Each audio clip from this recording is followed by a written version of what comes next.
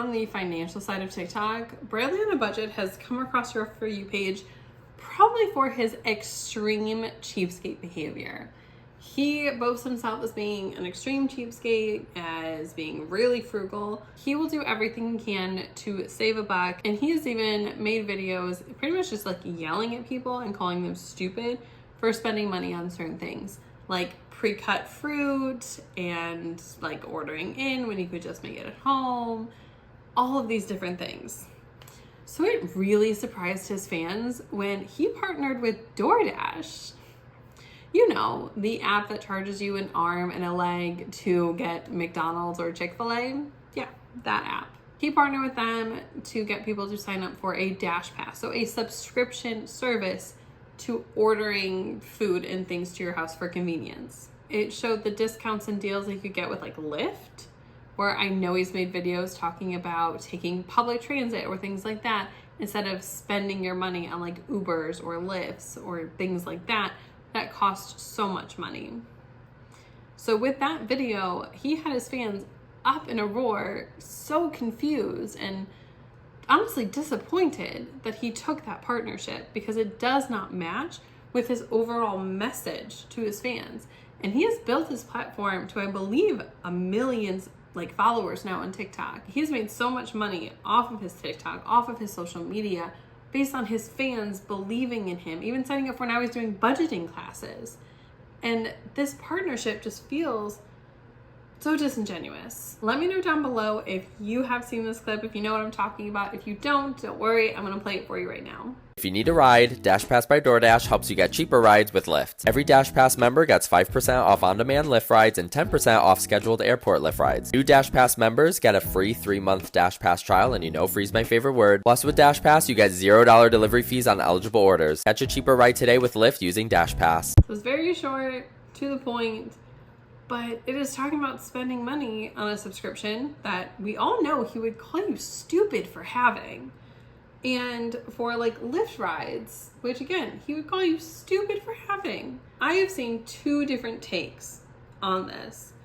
I have seen a group of people being extremely disappointed in him, and another group of people saying, what did you expect? He has literally shown us he will do anything for $1.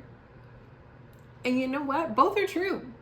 I know I'm a little disappointed, but in all of his videos, it's all about saving and making money. Like he does, I think like 10 different side hustles, dog watching, OF, social media, budgeting class, I think taxes. He has a 9-to-5 job. He doesn't volunteer. He works, it's like some sort of call job as well. He does anything and everything to make a buck.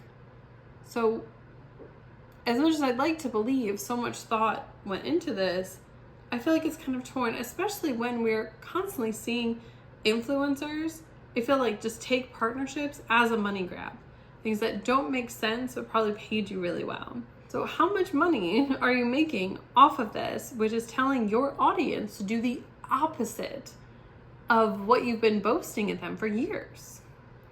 Now, like I said, this was his second partnership, at least that I could tell from his TikTok with DoorDash. And this is the one, it got like 1 million views or more. And within 48 hours, he was posting a video to talk about it. Now, I'm gonna let you guys know right now, it is a longer video. I do appreciate that he put it on TikTok, but let's jump into his video, okay? Hey guys, I know we need to talk because there was a sponsored post that I made recently and it got quite a variety of reaction. There were supporters who didn't see a problem with it. They said this isn't a big deal, that they were proud of me to get a big opportunity like that. But I also saw the exact opposite reaction of people who were confused or shocked or disappointed. And I just wanted to take some time to sit down and talk to you. I know this isn't me getting hate. This is you guys being disappointed.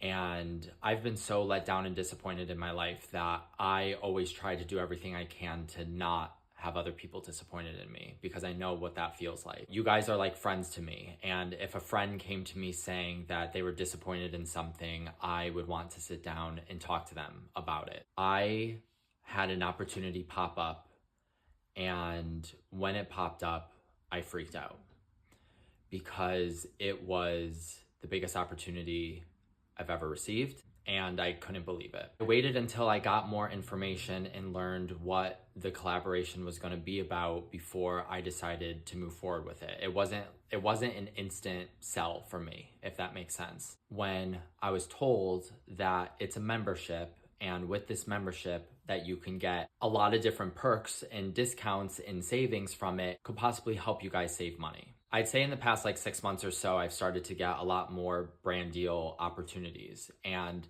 trust me when I say there's a lot that I don't take. Even this morning, I literally had a brand hit me up on Instagram saying, we're a skincare company. If we send you free products, can you advertise it? I get that stuff a lot. I get encouraged to do TikTok shop. That to me would feel disingenuous, or that to me would not feel like what I'm about. Anytime I get an opportunity that comes my way to advertise something, I always say, is this something that could potentially benefit my supporters, or would this not? To me, it felt like it was something that aligned with what I do. It felt like if there's people who feel like that could be helpful for them, this ad may be a good idea to go through. If I would tell a friend, hey, I have this thing that could possibly help you save money with things like grocery delivery or whatnot, let me tell you about it.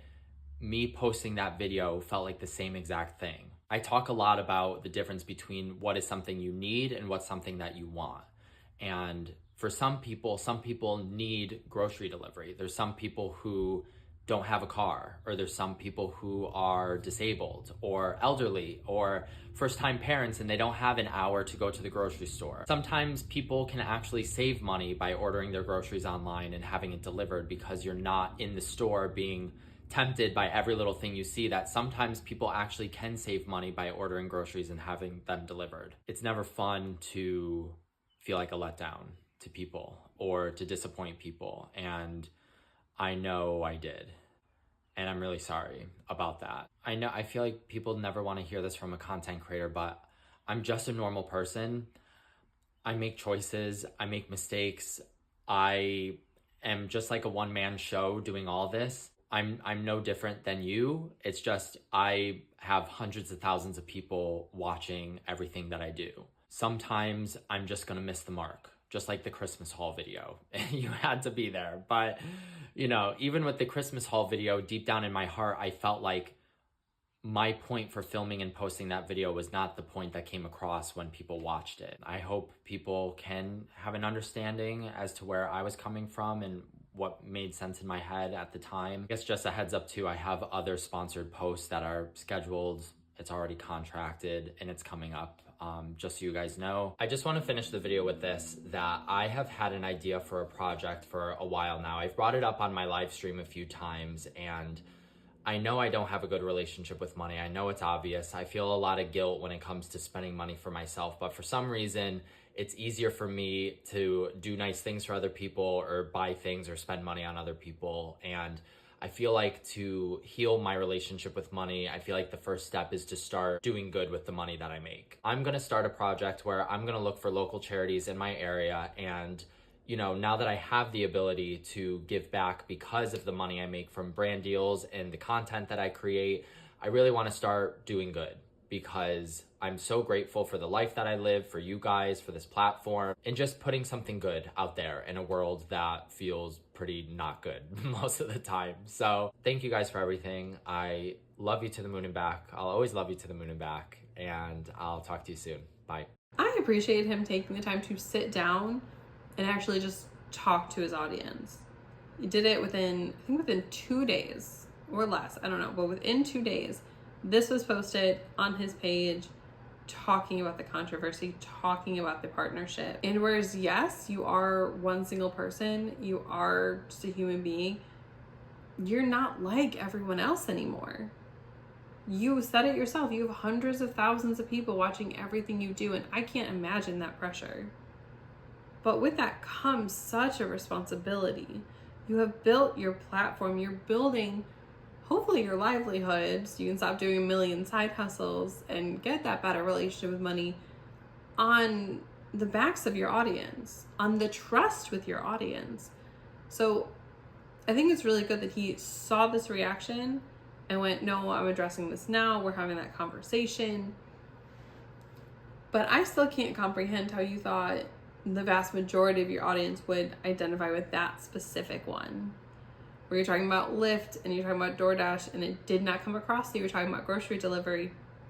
In his first paid one, it did. He was only talking about the delivery for groceries. So yes, for his audience, that could be. And I do think he needs to look through that lens for future partnerships and show exactly how it could for everyday things. So many people right now are not taking trips to the airport to go on like a vacation or something. They don't need Ubers or Lyfts for that. So I think showing it as that way, as saving it with groceries, focusing on that, and maybe also in putting like a, hey, don't get the pre-cut fruit or some of his other shtick, would have identified better. I think it would have aligned better. I'm very proud of this person I've never met before for creating this platform, for doing this all himself, because again, can only imagine how difficult it is. But with that comes more scrutiny, comes more criticism. You have to be even more careful because people can turn on you. You can lose followers, you can lose deals, you can lose partnerships. So you have to really look to it and make sure you're being as authentic as you can. I would love to know your thought on this.